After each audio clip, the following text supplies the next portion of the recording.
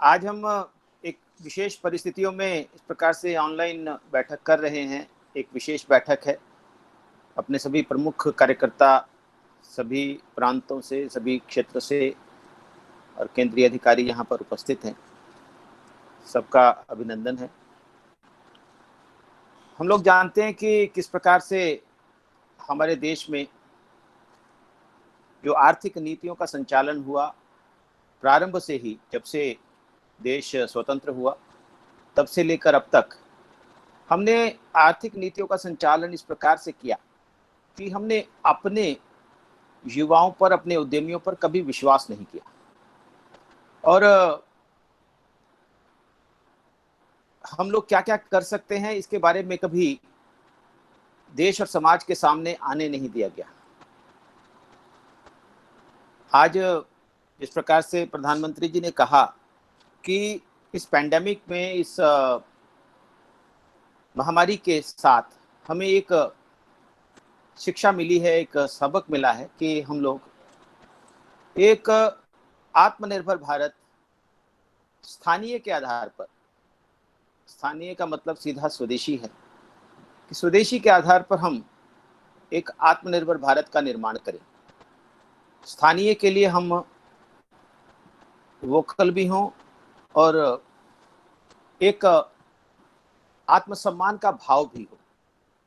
लेकिन जब से 1950-51 से जब से आर्थिक विकास की प्रक्रिया उस नाम से शुरू की गई तो हमने पहले तो सभी जो भी पब्लिक सेक्टर अंडरटेकिंग्स थे, सार्वजनिक क्षेत्र प्रतिष्ठानों के आधार पर विकास करने की प्रक्रिया शुरू की और लाइसेंस, कोटा राज, सार्वजनिक क्षेत्र, सरकारी तंत्र, जिसका संघ के नाते भी और अपने सभी विचारक जितने भी हुए, अपने परम पूज्य श्री गुरु जी हों या दीनदयाल जी हों या दत्तोपंत ठेंगड़ी जी हों, सबने एक विषय ये हमेशा से स्थापित किया कि अपने देश के युवाओं के आधार पर, अपने देश के उद्यम के आधार पर ही देश का विकास हो सकता है और उस उद्यम को आगे बढ़ने का मौका मिलना चाहिए। और हम जानते हैं कि वो मॉडल फेल हो गया तो फिर एक दूसरा मॉडल लेकर के आ गए, इसमें कहा कि एमएनसीज के आधार पर ही देश का विकास हो सकता है, एफडीआई के आधार पर ही देश का विकास हो सकता है। लेकिन वो मॉडल भी आज हम देख रहे हैं कि पूरी तरह से फेल हो गया है। और इस दौरान लंबे समय से स्वदेशी जागरण मंच लगभग पिछले 30 वर्षों से संघर्ष कर रहा है। 3 दशकों का यह संघर्ष, चाहे वो डब्ल्यूटीओ के खिलाफ हो, मल्टीनेशनल कंपनियों के खिलाफ हो, सरकार की जन विरोधी आर्थिक नीतियों के खिलाफ हो, इस आंदोलन ने एक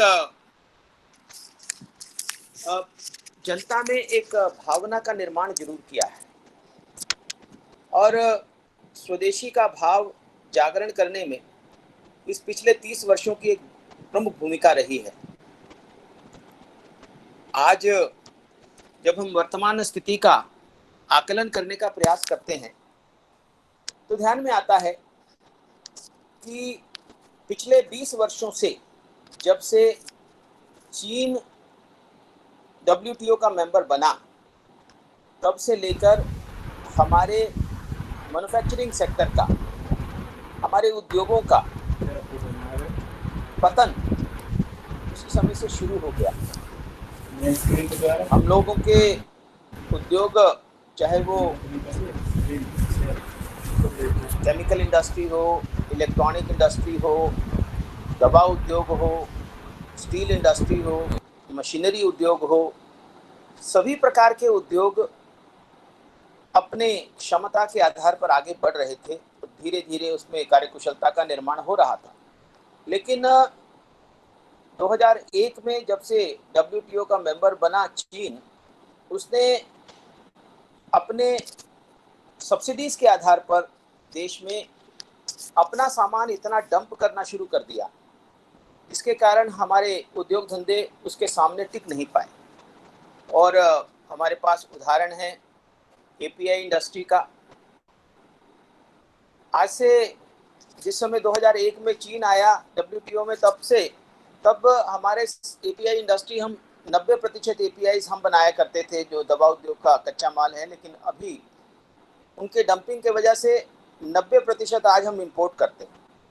स्टील इंडस्ट्री का भी उन्होंने डंपिंग के कारण उसको भी कष्ट पहुंचाया, उसको भी नुकसान हुआ, बड़ी मात्रा में हमारे उद्योगों को नुकसान हुआ। अन्य प्रकार की मेटल इंडस्ट्री में भी हुआ, केमिकल इंडस्ट्री में भी भारी नुकसान हुआ, मशीनरी उद्योग में भी भारी नुकसान हुआ, और थोड़ा बदलाव आया।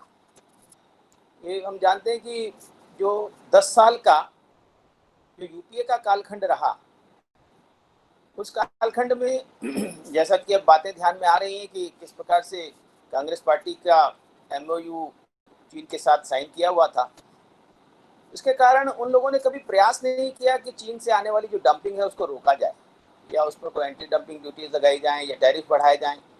और एक ऐसा नैरेटिव खड़ा करने की कोशिश की गई कि लोअर टैरिफ जो है वही सभी चीज़ों का समाधान है, फ्री ट्रेड ही सभी चीज़ों का समाधान है। इस बात पर ध्यान नहीं दिया गया कि ये फ्री ट्रेड नहीं, अनफेयर ट्रेड है। एक ऐसी बेईमानी वाली ट्रेड है जिसमें हमारे उद्योगों को जानबूझकर नष्ट करने के लिए सब्सिडाइज करके अपने सामान को बेचना। और उसी प्रकार से हमने ये भी देखा कि इस कालखंड के दौरान ई-कॉमर्स कंपनियां जो अमेरिका की थी और या विदेशी फंडिंग के साथ जो फ्लिपकार्ट यहाँ चल रही थी धीरे धीरे करके, उन्होंने भी हमारे देश के जो उद्यमी थे, जो हमारे दुकानदार थे, उनको प्रतिस्पर्धा से बाहर करने का प्रयास किया। उधर से चीन का आक्रमण, जिससे मैन्युफैक्चरिंग समाप्त हुई। ये सब जितने भी प्रकार से देश के ऊपर आर्थिक आक्रमण चल रहे थे, स्वदेशी जागरण मंच बड़ी सजगता से उसका विरोध भी कर रहा था, उसके समाधान भी दे रहा था। 2017 में जो हमने बड़ा अभियान लिया चीन के खिलाफ, उसमें चीन के वस्तुओं के बहिष्कार के संदर्भ में एक बड़ी भूमिका हम लोगों ने निर्वाह की और लोगों में एक सजगता आई और बड़ी मात्रा में बहिष्कार होना शुरू हुआ। लोगों में बहिष्कार एक विषय है, वो एक देशभक्ति की अभिव्यक्ति के नाते है, लेकिन इसमें सरकार के सहयोग की भी बहुत ज़रूरत होती है। और हमने देखा कि सरकार ने भी सहयोग करना शुरू किया। हम जानते हैं कि किस प्रकार से सरकार के सलाहकार जो यहाँ पर बैठे हुए थे, वो लगातार सरकार को उल्टी सलाह दे रहे थे कि हमें चीन से आने वाले सामान को रोकना नहीं चाहिए, टैरिफ बढ़ाने नहीं चाहिए, एंटी डंपिंग ड्यूटी लगानी नहीं चाहिए। और उन सलाहकारों के खिलाफ भी स्वदेशी जागरण मंच ने लगातार संघर्ष किया और कुछ सलाहकारों को हटवाने का भी श्रेय कई बार समाज में स्वदेशी जागरण मंच को जाता है, और इसके लिए स्वदेशी जागरण मंच के कार्यकर्ता हर्ष का अनुभव करते हैं। और जब 2017 में हमने यह आंदोलन किया तो उस समय सरकार ने काफ़ी सेंसिटाइज हुई और उन्होंने एंटी डंपिंग ड्यूटीज लगानी शुरू की, और पहले भी लगती थी लेकिन बड़ी मात्रा में लगाई गई। 100 आइटम्स पर, चाइनीज आइटम्स पर एंटी डंपिंग ड्यूटी लगी, 140 टोटल आइटम्स पर लगी। टैरिफ बढ़ाए गए। हम जानते हैं कि फरवरी 2018 के बजट में पहली बार ये कह करके टैरिफ बढ़ाया गया कि हम अपने उद्योगों का संरक्षण करना चाहते हैं। ये पहली बार हुआ था 1991 के बाद कि किसी सरकार के दस्तावेज में ये लिखा गया था कि हम अपने उद्योगों का प्रोटेक्शन कर रहे हैं। यानी 1991 से लेकर 2018 तक जो प्रोटेक्शन है वो उसको एक बड़ा नेगेटिव तौर पर इस्तेमाल किया जाता था कि प्रोटेक्शन यानी बहुत गलत काम।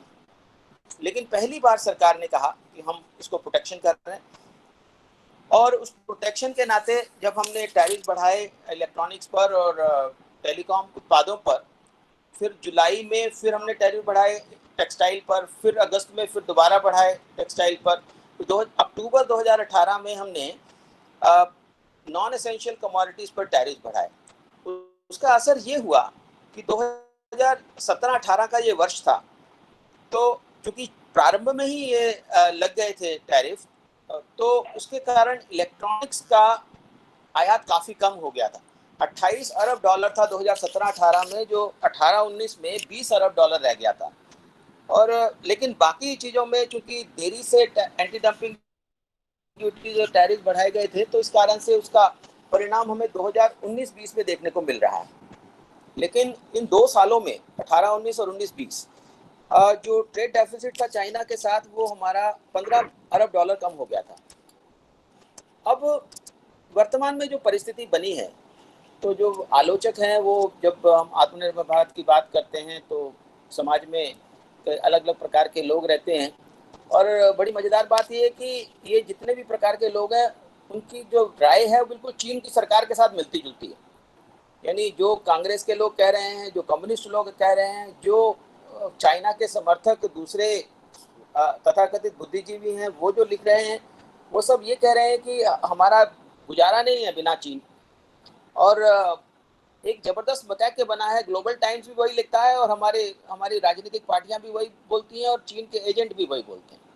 यानी कुल मिलाकर के, और ये भी हम देख रहे हैं कि कैसे चीन की सरकार इन एजेंटों को पैसा भी पहुंचा रही है, और अमेरिका में भी ऐसे किया और भारत में भी ऐसा हो रहा है। इसके साक्ष्य भी प्राप्त हो रहे हैं। तो कुल मिलाकर के एक प्रकार से ये एक इसको कहें कि प्रोपेगेंडा चल रहा है, लेकिन दूसरी तरफ भारत आत्मनिर्भरता की तरफ आगे बढ़ना शुरू हो गया है। हमने पीपीई किट्स का, बाकी चीज़ों का उदाहरण देते ही हैं, और वेंटिलेटर का एक बड़ा अच्छा उदाहरण है। हमारे यहाँ वेंटिलेटर बनते थे, लेकिन हमारे यहाँ वेंटिलेटर्स की सेल नहीं होती थी। उन सारे वेंटिलेटर्स को विदेशों में एक्सपोर्ट किया जाता था, क्योंकि और यूरोप में एक्सपोर्ट किया जाता था, क्योंकि यहाँ के जो अफसरशाह हैं उनको बेचने ही नहीं देते थे यहाँ पर, और सब विदेश में चला जाता था। लेकिन जब महामारी आई तो ध्यान में आया कि हमारे यहाँ वेंटिलेटर बनते हैं। किरण मजूमदार शाह ने ट्वीट करके बताया सरकार को, तो उसके बाद से वो जो एक ही वेंटिलेटर निर्माता कंपनी थी, उन्होंने डिज़ाइन दिए और बाकी स्थानों से बना करके 50,000 वेंटिलेटर तो सप्लाई भी हो गए हैं, लगभग 60,000 वेंटिलेटर बन के तैयार पड़े। यानी कुल मिलाकर के इतनी बड़ी मात्रा में जब हमने ये वेंटिलेटर्स बनाए, तो ध्यान में आया कि देश इस प्रकार की चुनौती के समय में कुछ भी कर सकता है। और अगर हम बाकी क्षेत्रों में देखते हैं तो एपीआई की जैसे बात है, एपीआई इंडस्ट्री जो है, मेरी अभी हाल फिलहाल में एपीआई के जितने भी प्रमुख पहले उत्पादक हुआ करते थे और जो और उत्पादक हो सकते हैं, सब लोगों से बातचीत हुई, क्योंकि स्वदेशी जागरण मंच का काम अवेयरनेस क्रिएट करना है और साथ साथ में इंडस्ट्री को सहयोग देना भी रहता है। तो हमारी उन लोगों से सबसे बातचीत हुई, तो ध्यान में आया कि सरकार एक बड़ी जो नीति लेकर के आई है 3,000 करोड़ रुपए की, जिसमें हम यहाँ पर तरह तरह के एपीआई अलग अलग प्रकार के होते हैं। एक केमिकल्स हैं जिसको हम सिंथेटिक केमिकल्स कहते हैं, और कुछ फर्मेंटेशन वाले होते हैं। फर्मेंटेशन वाले बहुत महंगे प्रोजेक्ट लगते हैं, 700 करोड़ रुपए के लगभग।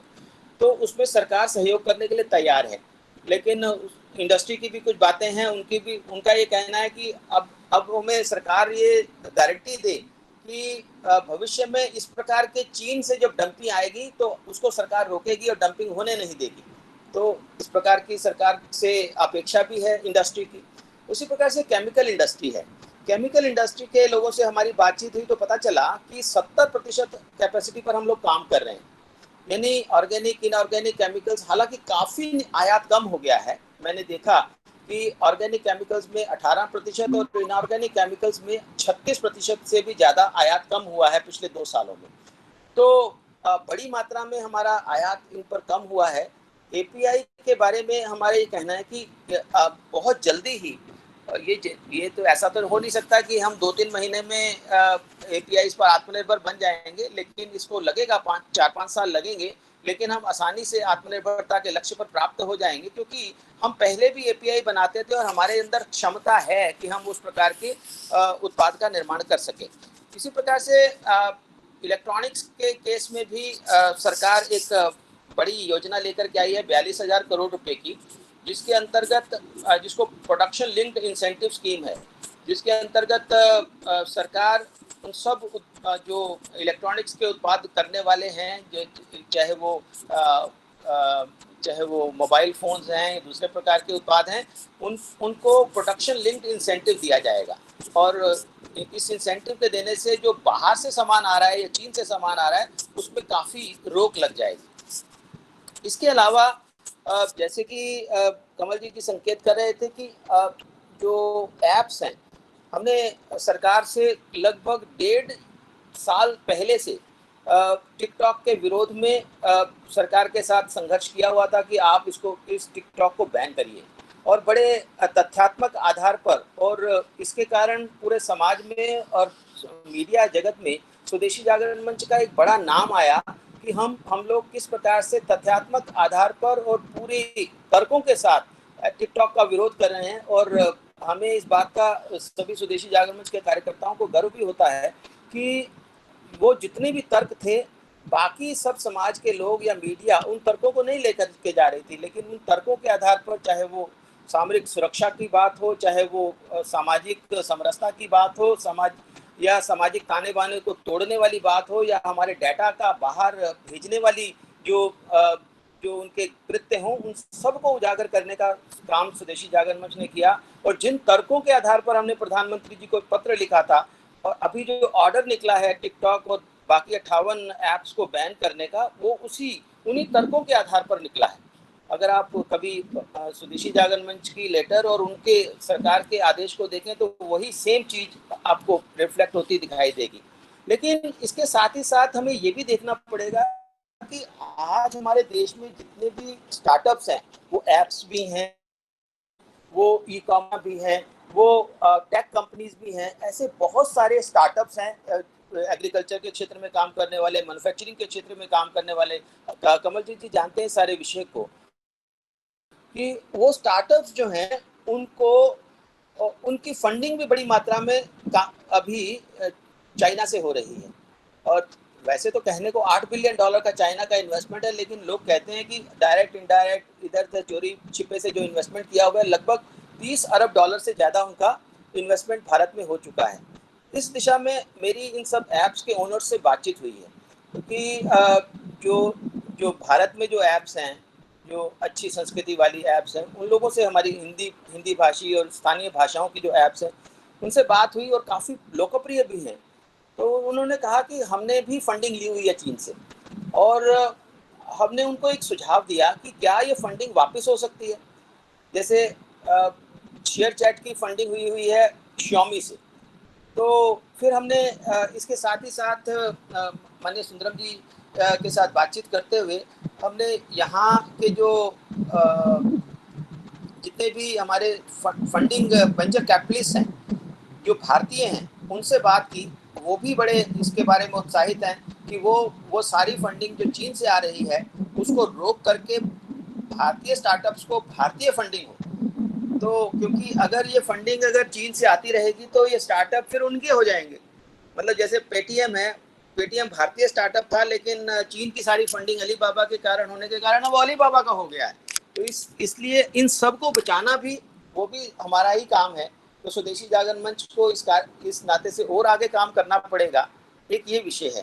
दूसरा, जो चीन की बहुत सारी ऐसी जो कंपनियां हैं जो बहुत कम टेंडर की लागत लगा करके टेंडर को हासिल करने की, हथियाने की कोशिश करती थी।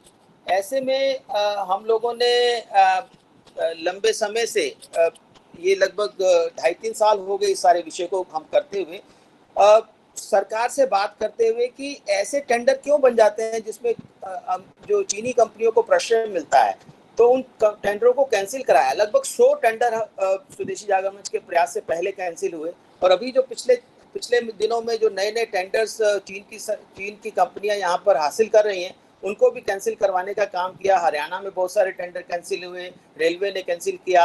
अभी जो हमने एक मांग उठाई थी कि दिल्ली मेरठ का जो रैपिड रेल सिस्टम है उसकी भी टेंडर को कैंसिल किया जाए। ऐसे बहुत सारे प्रयास और हो रहे हैं। यानी चीन की इन्वेस्टमेंट हो, हमारे स्टार्टअप्स हों, या चीन की कंपनियों के द्वारा यहाँ पर निवेश अलग अलग प्रकार से हो, या यहाँ चीन की कंपनियां यहाँ काम कर रही हो, या उनकी, और ये जो टेंडर है, अंतिम में बात करते हुए अपना विषय थोड़ा इसको दूसरी तरफ लेकर के जाऊंगा कि ये जो कंपनियां हैं ये ऐसे स्थानों पर टेंडर लेने की कोशिश करती हैं जो सामरिक दृष्टि से बहुत महत्वपूर्ण होते हैं। ये एक तरफ चीन का मामला है। मैं 2-3 मिनट में आगे एक विषय आपके समक्ष रखना चाहूँगा कि हमने बहुत लंबे समय से प्रयास किया है जीएम के खिलाफ, और जीएम की बहुत बड़ी लॉबी है जो दोबारा से जीएम को यहाँ पर लाने के प्रयास कर रही है। उसमें बड़े तरह के प्रयास हो रहे हैं, आपस में बातचीत करते हुए सभी केंद्रीय कार्यकर्ताओं के साथ कई बार हम लोगों ने वहाँ पर इंटरवीन किया है। लेकिन स्वदेशी जागरण मंच के कार्यकर्ताओं को जीएम के संदर्भ में भी जागरूक रहना पड़ेगा। चीन एक है, लेकिन अमेरिका भी हालांकि हमारा आजकल मित्र है, क्योंकि चीन के साथ युद्ध में, चाहे वो युद्ध अभ्यास हो, चाहे वो सी में हो, चाहे वो ट्रेड वार हो, तब सब चीज़ों में अमेरिका हमारा सहयोगी है। लेकिन हमें अमेरिका से भी जागरूक रहने की ज़रूरत होगी।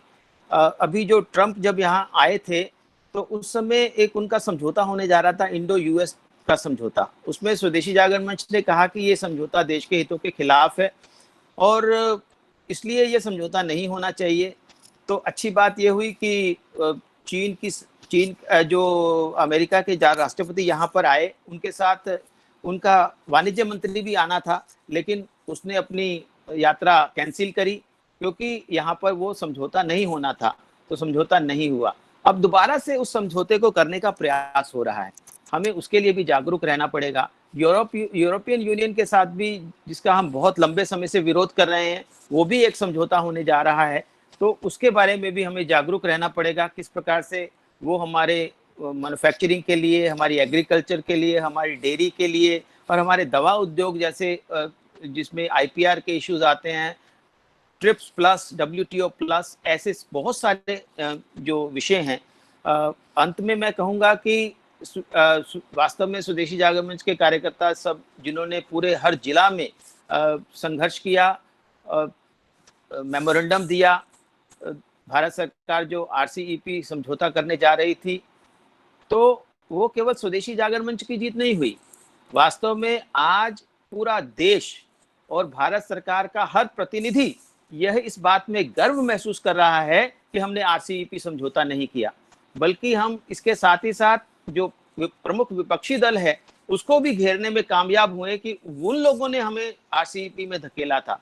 यानी कुल मिलाकर के स्वदेशी जागरण मंच की भूमिका बहुत महत्वपूर्ण रही है। मुझे लगता है कि आने वाले समय में देश को आत्मनिर्भर बनाने की दृष्टि से, चाहे वो मैन्युफैक्चरिंग में हो, अभी हमने जो तय किया है कि हर जिला में, हर प्रांत में समितियों का गठन करेंगे, टेक्नोक्रेट्स को लेकर के, समाज से अन्य वर्गों से लेकर के, चाहे वो हमारे रिटेलर्स हैं, चाहे वो व्यापारी हैं, चाहे वो हमारे लघु उद्यमी हैं, उनके एसोसिएशंस के प्रमुख हैं, उन सबको साथ लेकर के उनकी समस्याओं का समाधान करते हुए हम लोग आगे बढ़ेंगे। सारे इंडस्ट्रियल क्लस्टर्स को चिन्हित करेंगे, उनकी समस्याओं का अध्ययन करेंगे, उन समस्याओं का समाधान करने के लिए, चाहे वो राज्य स्तर पर हो, लोकल स्तर पर हो या राष्ट्रीय स्तर पर हो, उनका समाधान करेंगे, जिसको हम पॉलिसी ऑडिट कहते हैं। और साथ ही साथ एक बहुत बड़ा काम हमारे स्वदेशी जागरण मंच के कार्यकर्ताओं के समक्ष है आर्थिक विकास की दृष्टि से,